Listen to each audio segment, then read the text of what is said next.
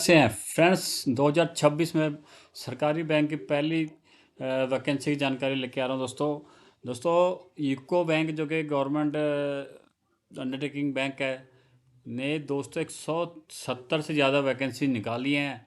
Particularly इसमें ख़ास बात है ग्रेजुएट्स भी इसके लिए एलिजिबल हैं। तो दोस्तों देखते हैं पूरी जानकारी क्या है।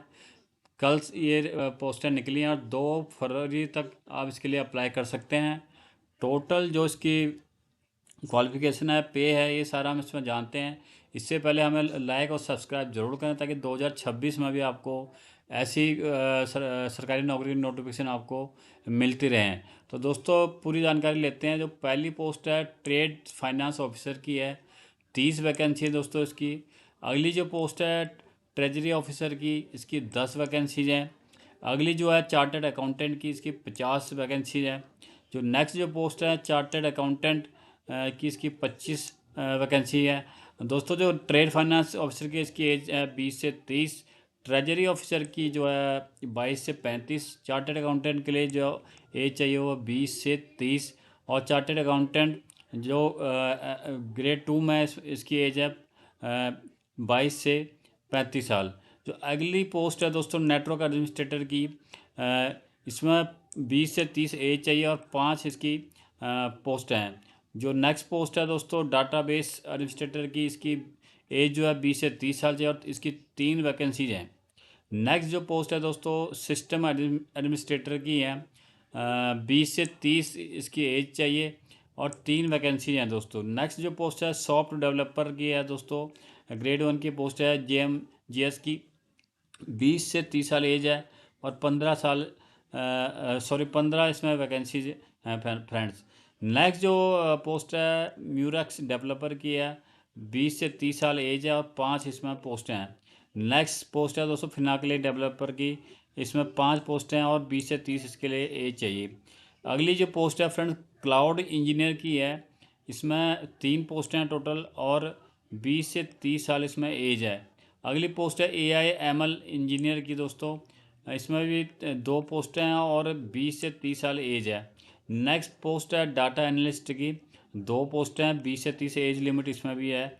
और डाटा साइंटिस्ट की दोस्तों 2 पोस्टें हैं, इसमें भी 20 से 30 एज है। अगली पोस्ट है साइबर सिक्योरिटी ऑफिसर की, 20 से 30 एज चाहिए और 3 पोस्टें इसकी हैं दोस्तों। अगली पोस्ट है डाटा प्राइवेसी कंप्लायंस ऑफिसर की, 20 से 30 एज मांगी और 2 टोटल इसमें पोस्टें हैं। अगली पोस्ट है फ्रेंड्स डाटा एनालिस्ट की, इसमें 22 से 35 साल एज है और 3 वैकेंसीज हैं। अगली जो पोस्ट है डाटा साइंटिस्ट के, 22 से 35 साल एज है और 3 वैकेंसीज हैं। और डाटा इंजीनियर के दोस्तों इसी तरह 2 वैकेंसीज है और 22 से 35 इसमें एज है। टोटल दोस्तों 173 पोस्टें हैं। ये टोटल जो है इसमें टेबल है, इसमें आपको कैटेगरी वाइज भी पोस्ट की सारी जानकारी आपको मिल जाएगी। आप यूको बैंक के वेबसाइट पे जाके इसको नोटिफिकेशन को पढ़ेंगे और हमारे वेबसाइट पर भी instant-sarkarnauckri.com पर भी इसकी नोटिफिकेशन हमने अवेलेबल करा रखी है, उस पर भी जाके आप देख सकते हैं। उसका लिंक हमने अपने डिस्क्रिप्शन में दिया हुआ है।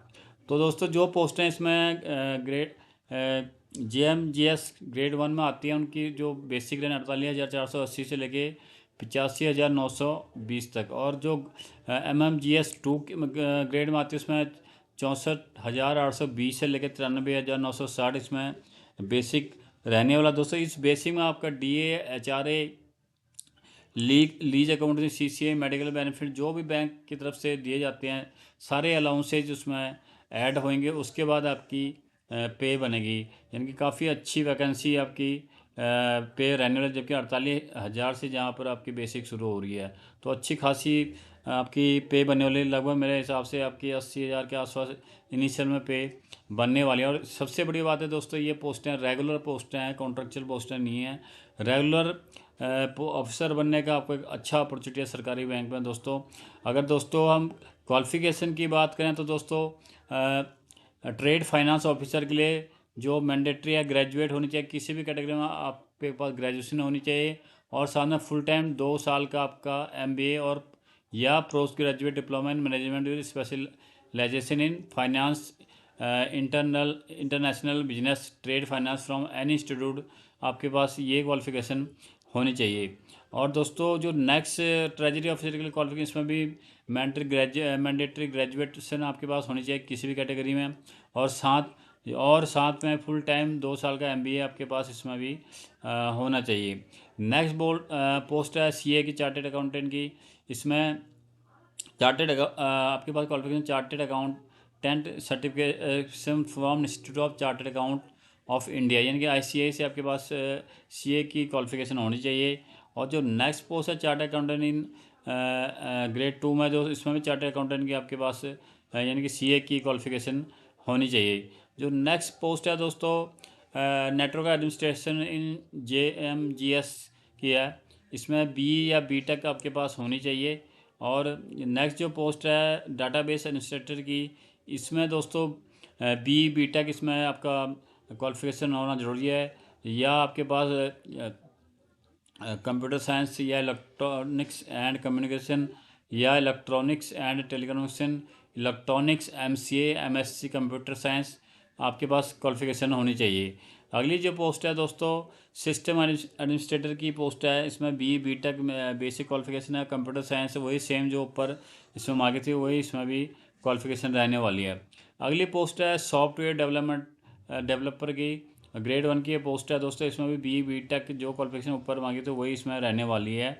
और अगली जो पोस्ट है म्यूरेक्स डेवलपर की, इसमें भी BE BTech कंप्यूटर साइंस, ये सारी सेम क्वालिफिकेशन इसमें टेक्निकल पोस्ट हैं दोस्तों, तो ये सेम इसमें क्वालिफिकेशन मांगी गई। फिनाकले डेवलपर में भी BE BTech computer science electronics same qualification इसमें भी रहने वाले हैं। इसी तरह क्लाउड इंजीनियर में भी BE BTech computer science electronics same qualification इसमें भी आपकी रहने वाली है। सिमिलरली दोस्तों AI ML के लिए भी आपकी सेम क्वालिफिकेशन BA BTech है, ये सारे क्योंकि टेक्निकल पोस्ट हैं।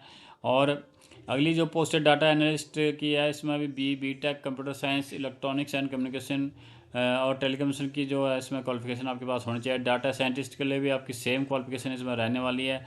और साइबर सिक्योरिटी ऑफिसर की भी आपकी BE BTech computer science technology की जो भी इसमें क्वालिफिकेशन आपने देख लेना है कैटेगरी वाइज वो उसमें रहने वाली है। डाटा प्राइवेसी कंप्लायंस ऑफिसर में भी BE BTech कंप्यूटर साइंस या इलेक्ट्रॉनिक्स या टेलीकम्युनिकेशन की क्वालिफिकेशन MCA MSc आपके पास होना चाहिए।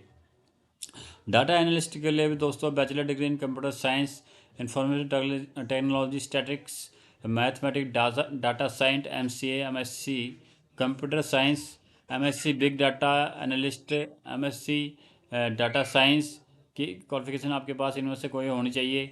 सिमिलरली डाटा साइंटिस्ट के लिए भी आपके पास bachelor degree in computer science, information technology, statics, mathematics, data science, MCA MSc computer science with minimum 60% mark आपके पास होनी चाहिए। डाटा इंजीनियर के लिए भी आपके पास दोस्तों bachelor degree in computer science, information technology, statics, mathematics, data science, computer science की होनी चाहिए। तो दोस्तों ये क्वालिफिकेशन है। फीस इसमें जो आपकी लगने वाली है 800 रुपये लगने वाली है। 175 रुपये SC ST और फिजिकली हैंडीकैप्ड के लिए लगनी है। जैसे कि मैंने ऊपर बताया 2 फरवरी तक इसकी लास्ट डेट है।